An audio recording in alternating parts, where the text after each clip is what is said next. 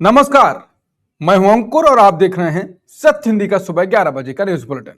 क्या बंगाल चुनाव में वोटरों के नाम काटकर हार जीत का खेल रचा क्या? नए खुलासे ने विवाद बढ़ा दिया है और कपिल सिब्बल ने भी दावा किया है कि 96% नाम गलत तरीके से काटे गए। इस बीच शुभेंदु अधिकारी आज बंगाल के मुख्यमंत्री पद की शपथ लेने जा रहे हैं। इधर तमिलनाडु में सुपरस्टार विजय की सरकार बनने का रास्ता साफ होता दिखाई दे रहा है, लेकिन उन पर जालसाजी का आरोप भी मढ़ दिया गया है। और अंतर्राष्ट्रीय मोर्चे पर राहुल गांधी के उस बयान ने हड़कंप मचा दिया है जिसमें उन्होंने पीएम मोदी और एप्स्टीन फाइल्स का जिक्र किया है। और ऑपरेशन सिंदूर पर चीन के सनसनीखेज दावे ने फिर नई चर्चा को जन्म दे दिया है। इन तमाम बड़ी खबरों के साथ बुलेटिन में जानेंगे देश और दुनिया की बड़ी खबरें, लेकिन पहले जान लेते हैं बुलेटिन की 5 बड़ी खबरें। बंगाल चुनाव में वोटर लिस्ट पर घमासान, ट्रिब्यूनल जज ने चुनाव आयोग से ज्यादा वोटर्स को राहत दी। कपिल सिब्बल बोले, बंगाल में धांधली से जीती बीजेपी, 96% नाम गलत काटे। बंगाल के अगले मुख्यमंत्री बनने के लिए शुभेंदु अधिकारी तैयार, आज लेंगे शपथ। तमिलनाडु में विजय की सरकार का रास्ता साफ, वीसी के देने जा रही है समर्थन। टीटीबी दिनाकरण ने विजय की पार्टी पर दर्ज कराई पुलिस शिकायत, जालसाजी का आरोप। अब शुरुआत करते हैं बंगाल चुनाव में वोटर लिस्ट पर हुए नए खुलासे से। बंगाल चुनाव में अब वोटर लिस्ट को लेकर बड़ा विवाद खड़ा हो गया है। सरकारी आंकड़ों के मुताबिक विवादित एसआईआर प्रक्रिया के दौरान जिन लोगों के नाम वोटर लिस्ट से काटे गए थे, उनमें से केवल 1607 लोगों की अपील मंजूर की गई और उन्हें वापस लिस्ट में जोड़ा गया। लेकिन द इंडियन एक्सप्रेस को पता चला कि कुल 19 ट्रिब्यूनल में से अकेले रिटायर्ड जस्टिस टीएस शिवज्ञानम की अध्यक्षता वाले ट्रिब्यूनल ने ही 5 अप्रैल से 27 अप्रैल के बीच 1717 अपीलों को मंजूरी दी थी। अब सवाल ये उठ रहा है कि जब एक अकेले ट्रिब्यूनल ने ही सरकारी आंकड़े यानी 1607 से ज्यादा नाम बहाल किए, तो बाकी 18 ट्रिब्यूनल ने कितनी अपीलों पर मुहर लगाई होगी और कितने लोग समय पर लिस्ट में नाम जुड़वाकर वोट डाल पाए होंगे। खबर यह भी है कि जस्टिस शिवज्ञानम ने गुरुवार को व्यक्तिगत कारणों से ट्रिब्यूनल से इस्तीफा दे दिया। इस मामले पर चुनाव आयोग या बंगाल के मुख्य चुनाव अधिकारी मनोज अग्रवाल की ओर से कोई जवाब नहीं मिला है। कपिल सिब्बल ने चुनाव में वोटरों के नाम गलत तरीके से काटे जाने का आरोप लगाते हुए चुनाव आयोग और बीजेपी पर निशाना साधा। उन्होंने जस्टिस शिवज्ञानम के ट्रिब्यूनल के आंकड़ों का हवाला देते हुए गंभीर सवाल उठाए। कपिल सिब्बल ने बताया, इस अकेले ट्रिब्यूनल ने करीब 1777 अपीलों पर सुनवाई की थी। इनमें से 1717 लोगों के नाम वोटर लिस्ट में वापस जोड़ने के आदेश दिए गए। इसका सीधा मतलब है कि 96% से ज्यादा नाम गलत तरीके से काटे गए। सिब्बल ने तंज कसते हुए कहा, चुनाव आयोग की इस मेहरबानी ने कमाल कर दिया। उन्होंने आरोप लगाया कि वोटरों के नाम काटकर ही बीजेपी ने ये चुनाव जीता है। सिब्बल के इस बयान ने बंगाल की जीत पर अब नया सियासी विवाद खड़ा कर दिया है। सिर्फ हिंदुओं के लिए काम करूंगा कहने वाले शुभेंदु अधिकारी पश्चिम बंगाल में बीजेपी विधायक दल के नेता चुन लिए गए और अब वो मुख्यमंत्री बनने जा रहे हैं। नेता चुने जाने के बाद शुभेंदु अधिकारी सीधे राजभवन पहुंचे। उनके साथ दिलीप घोष और लॉकेट चटर्जी जैसे कई बड़े नेता भी मौजूद थे। शुभेंदु ने राज्यपाल आर.एन. रवि से मुलाकात कर सरकार बनाने का दावा भी पेश किया। अब आज शुभेंदु अधिकारी 9 मई को यानी कि आज कोलकाता के ब्रिगेड परेड ग्राउंड में पश्चिम बंगाल के पहले बीजेपी मुख्यमंत्री के रूप में शपथ लेने जा रहे हैं। इस शपथ ग्रहण समारोह में प्रधानमंत्री मोदी के साथ साथ बीजेपी और एनडीए शासित राज्यों के कई मुख्यमंत्री भी शामिल होंगे। तमिलनाडु में बीजेपी की सरकार बनाने के लिए अब वीसीके अपना समर्थन दे सकती है। वीसीके के पास विधानसभा में 2 सीटें हैं जो विजय के लिए बहुत कीमती हैं। पार्टी के विधायक दल के नेता वन्यारासु समर्थन पत्र साइन करने चेन्नई पहुंच रहे हैं, जिन उनके साथ दूसरे विधायक ज्योतिमणि भी विजय के समर्थन में अपना दस्तखत करेंगे। कल रात पार्टी के भीतर इस फैसले को लेकर घंटों तक लंबी बैठक चली थी।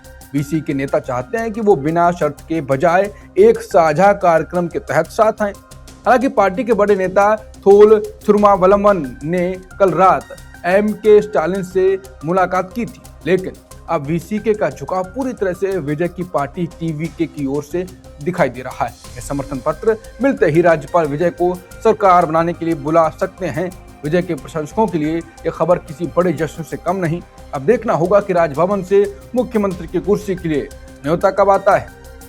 तमिलनाडु में सरकार बनाने को लेकर विजय की पार्टी और एएमएमके के बीच चिट्ठी का विवाद पुलिस तक पहुंच गया है। टीटीवी दिनाकरन की पार्टी एएमएमके ने विजय की पार्टी के खिलाफ पुलिस में शिकायत दर्ज कराई। दिनाकरन का आरोप है कि विजय की पार्टी ने उनके विधायक की फर्जी चिट्ठी दिखाई। उनका कहना है कि टीवीके ने राज्यपाल को झूठा समर्थन पत्र सौंपकर गुमराह किया, लेकिन इस आरोप के तुरंत बाद विजय की पार्टी ने एक वीडियो जारी कर दिया। इस वीडियो में विधायक कामराज खुद अपने हाथों से समर्थन पत्र लिखते नजर आ रहे हैं। वीडियो में कामराज कह रहे हैं कि वो दिनाकरन की मर्जी से ही विजय को समर्थन दे रहे हैं। विजय की पार्टी ने दिनाकरन पर झूठ बोलने और गलत खबरें फैलाने का आरोप भी लगाया। अब इस वीडियो के आने के बाद दिनाकरन की पार्टी बैकफुट पर नजर आ रही है। खबरें अभी और भी हैं जिन्हें आपको जानना चाहिए, लेकिन उससे पहले सत्य हिंदी को लेकर खबर भी जान लेते हैं। अगर आपको सत्य हिंदी का काम पसंद है तो आपकी पसंद और अच्छा काम करे, उसके लिए आपका सपोर्ट भी जरूरी है। इसके लिए आपको कुछ बड़ा नहीं करना है। पहला कदम सत्य हिंदी का ऐप डाउनलोड कर लें, जिससे आप ये बुलेटिन, दूसरे वीडियोस और खबरें एक ही जगह देख सकेंगे और पढ़ सकेंगे। और आप सत्य हिंदी की मेंबरशिप लेकर भी सत्य हिंदी के काम को सपोर्ट कर सकते हैं। जो आपको आसान हो वो आप कर सकते हैं। तो बुलेटिन में अब आगे देखिए। स्टालिन की राज्यपाल से अपील, जल्द बने नई सरकार। केरल में सीएम पर सस्पेंस, दिल्ली में कांग्रेस की बड़ी बैठक। चीन का सनसनीखेज दावा, युद्ध में पाकिस्तान का दिया था साथ। और राहुल गांधी बोले कांग्रेस ही बीजेपी को हराएगी। तमिलनाडु में नई सरकार बनाने में हो रही देरी पर एमके स्टालिन ने नाराजगी जताई है और राज्यपाल को तुरंत कदम उठाने को कहा। उन्होंने सोशल मीडिया पर पोस्ट लिखकर राज्यपाल को उनके संवैधानिक कर्तव्यों की याद दिलाई। स्टालिन का कहना है कि चुनाव आयोग ने अब नए विधायकों की लिस्ट भी जारी कर दी है। इसके साथ ही पुरानी विधानसभा को भंग करने का आदेश भी पहले ही दिया जा चुका है। ऐसे में नई सरकार के गठन में और ज्यादा देरी करना लोकतंत्र के लिए ठीक नहीं होगा। स्टालिन ने जोर दिया कि राज्य के कल्याण के लिए नए विधायकों का शपथ लेना बहुत जरूरी है। उन्होंने राज्यपाल से अपील की कि बिना किसी देरी के सरकार बनाने की प्रक्रिया शुरू की जाए। अब हर किसी की नजरें राजभवन पर टिकी हैं कि राज्यपाल अगला कदम कब उठाते हैं। केरल में कांग्रेस के मुख्यमंत्री को लेकर सस्पेंस गहरा गया है और अब फैसला दिल्ली दरबार में होगा। इस रेस में वीडी सतीशन, केसी वेणुगोपाल और रमेश चन्नीथला के नाम सबसे आगे हैं। अब आखिरी फैसले के लिए गेंद कांग्रेस हाईकमान के पाले में डाल दी गई है। सभी बड़े नेता आज दिल्ली के लिए रवाना हो रहे हैं। वहां शनिवार को पार्टी आलाकमान के साथ आखिरी दौर की बैठक होगी। इसी बीच विधायकों के समर्थन वाली एक कथित लिस्ट लीक होने से हंगामा मच गया। इस लिस्ट में वेणुगोपाल का पलड़ा भारी बताया गया। हालांकि पार्टी पर्यवेक्षकों ने फिलहाल इस लिस्ट को फर्जी करार दिया, लेकिन विधायकों के बीच मची इस गुटबाजी ने पार्टी की टेंशन बढ़ा दी है। कांग्रेस के सहयोगी दल भी इस कलह को देखकर काफी डरे हुए हैं। समर्थकों के बीच भी सड़कों पर पोस्टर वॉर शुरू हो गया है। अब सबकी नजरें रविवार को पर टिकी हुई है। उनका सबको इंतजार है कि जब दिल्ली से नया नाम सामने आएगा। चीन ने दावा किया है कि उसके इंजीनियर्स ने पिछले साल युद्ध के दौरान पाकिस्तान की मदद की थी। चीनी इंजीनियर्स का कहना है कि वो युद्ध के दौरान पाकिस्तानी एयरबेस पर तैनात थे। उन्होंने चीन में बने J-10CE लड़ाकू विमानों को चलाने में पाकिस्तान की मदद की। चीन का दावा है कि उसके इसी विमान ने भारतीय वायुसेना के राफेल को गिराया था। चीनी इंजीनियर्स झांग हेंग ने बताया कि उनकी टीम विमानों की पूरी क्षमता जांचना चाहती थी। वो भीषण गर्मी और सायरन के शोर के बीच पाकिस्तानी सेना के साथ कंधे से कंधा मिलाकर काम करते रहे थे। चीनी इंजीनियर्स के मुताबिक उनका विमान राफेल जैसे आधुनिक फाइटर जेट पर भारी पड़ा।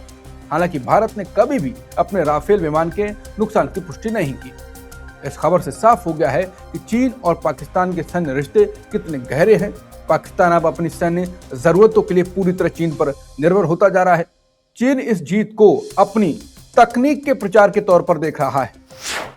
हरियाणा में कांग्रेस की सद्भाव यात्रा के दौरान राहुल गांधी ने प्रधानमंत्री मोदी और आरएसएस पर जोरदार हमला बोला। राहुल गांधी ने कहा कि मोदी चाहे कितने भी चुनावी चोरी कर लें, लेकिन आखिर में उन्हें जनता के गुस्से का सामना करना पड़ेगा और वह ज्यादा समय तक टिक नहीं पाएंगे। उन्होंने कहा कि देश में अब सिर्फ दो विचारधाराओं की लड़ाई चल रही है, जिसमें एक तरफ आरएसएस की नफरत और बंटवारे की राजनीति है, जबकि दूसरी तरफ कांग्रेस की मोहब्बत और एकता की विचारधारा खड़ी है। राहुल गांधी ने दावा किया कि आखिर में सिर्फ कांग्रेस ही बीजेपी और आरएसएस के खिलाफ मजबूती से खड़ी होगी और उन्हें हराएगी। राहुल गांधी ने सद्भाव यात्रा की भी जमकर तारीफ की और कहा कि कांग्रेस नेताओं ने राज्य की नब्ज को समझने की कोशिश की। उन्होंने कहा कि पार्टी के नेता जनता के बीच गए, लोगों के मुद्दे को करीब से जाना और यही असली राजनीति है।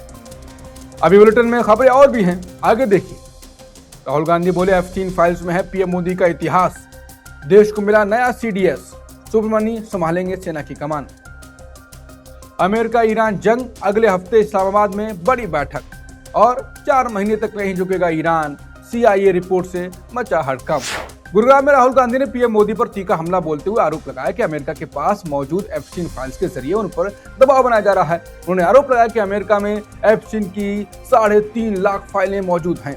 राहुल के मुताबिक इन फाइलों में प्रधानमंत्री मोदी का पूरा इतिहास और चरित्र दर्ज है। उन्होंने दावा किया कि ट्रंप ने खुद ट्विटर पर कहा है कि वो मोदी का करियर 1 मिनट में खत्म कर सकते हैं। राहुल गांधी ने हालिया भारत अमेरिका डील की इसी दबाव का नतीजा बताया। उन्होंने उनके अनुसार कोई भी पीएम देश के खिलाफ ऐसी डील साइन नहीं करता, लेकिन मोदी जी ने अमेरिका के भारी दबाव में आकर इस पर दस्तखत किए। राहुल ने इसे सीधे तौर पर कंट्रोल करने वाला सौदा करार किया। विपक्ष के नेता ने कहा कि वो इन आरोपों के सबूत के तौर पर ही इस डील का जिक्र कर रहे हैं। लेफ्टिनेंट जनरल NS राजा सुब्रमण्यम देश के नए chief of defence staff CDS बनाए गए हैं। वो जनरल अनिल चौहान की जगह लेंगे। जनरल चौहान का कार्यकाल इसी महीने 30 मई को पूरा हो रहा है। सुब्रमण्यम नए CDS होने के साथ सैन्य मामलों के विभाग के सचिव भी होंगे। वो अपने कार्यभार 30 मई के बाद संभालेंगे। सुब्रमण्यम को सेना में लंबा अनुभव और कई बड़े सम्मान भी मिले। जाने से देश की सुरक्षा रणनीति को नई मजबूती मिलने की उम्मीद है। अब तीनों सेनाओं के बीच तालमेल की जिम्मेदारी उनके कंधों पर होगी। रक्षा मंत्रालय ने इस नियुक्ति पर अपनी आधिकारिक मोहर लगा दी है। अमेरिका और ईरान के बीच युद्ध खत्म करने के लिए अगले हफ्ते इस्लामाबाद में बातचीत शुरू हो सकती है। एक अमेरिकी अखबार के मुताबिक दोनों पक्ष शांति के लिए एक समझौते पर काम कर रहे हैं। ये समझौता सिर्फ एक पन्ने का है, जिसमें 14 मुख्य बातें लिखी गई हैं। इस बातचीत का मकसद महीने भर के भीतर युद्ध को पूरी तरह खत्म करना है। समझौते के मसौदे में ईरान के परमाणु कार्यक्रम और समुद्री रास्तों पर चर्चा होगी। साथ ही ईरान के यूरेनियम स्टॉक को दूसरे देश भेजने पर भी विचार किया जा रहा है। हालांकि अभी भी कई बड़े मुद्दों पर दोनों देशों के बीच सहमति नहीं बनी है, लेकिन इस्लामाबाद में होने वाली यह मुलाकात शांति की दिशा में बड़ा कदम मानी जा रही है। अगर ये बातचीत सफल रही तो खाड़ी देशों में छिड़ी लंबी जंग थम सकती है। अमेरिका और ईरान के बीच चल रहे युद्ध को खत्म करने की कोशिशें फिलहाल अटकती नजर आ रही हैं। ये भी रिपोर्ट आ रही हैं शुक्रवार को अमेरिका और ईरान की सेनाओं के बीच फिर से भारी गोलीबारी हुई। CIA की रिपोर्ट ने अमेरिका की टेंशन और ज्यादा बढ़ा दी। रिपोर्ट के मुताबिक ईरान अगले 4 महीनों तक समुद्री नाकेबंदी को आसानी से झेल सकता है। इसका मतलब है कि पाबंदियों के बावजूद ईरान की अर्थव्यवस्था अभी ढहने वाली नहीं है। दूसरी ओर अमेरिकी अधिकारी दावा कर रहे हैं कि उनकी नाकेबंदी इस ईरान को भारी नुकसान हो रहा है। इस बीच जल डमरू मध्य में दोनों देशों के जहाजों के बीच झड़पें भी हुई हैं। अमेरिकी लड़ाकू विमानों ने ईरान जा रहे 2 जहाजों पर हमला कर उन्हें वापस खदेड़ दिया। अब पूरी दुनिया को ईरान के अगले कदम और उसके जवाब का बेसब्री से इंतजार है। सुबह 11 बजे के बुलेटिन में इतना ही। बाकी खबरों के लिए बने रहिए सत्य हिंदी के साथ। दोपहर 2 बजे मिलते हैं नए बुलेटिन के साथ। नमस्कार।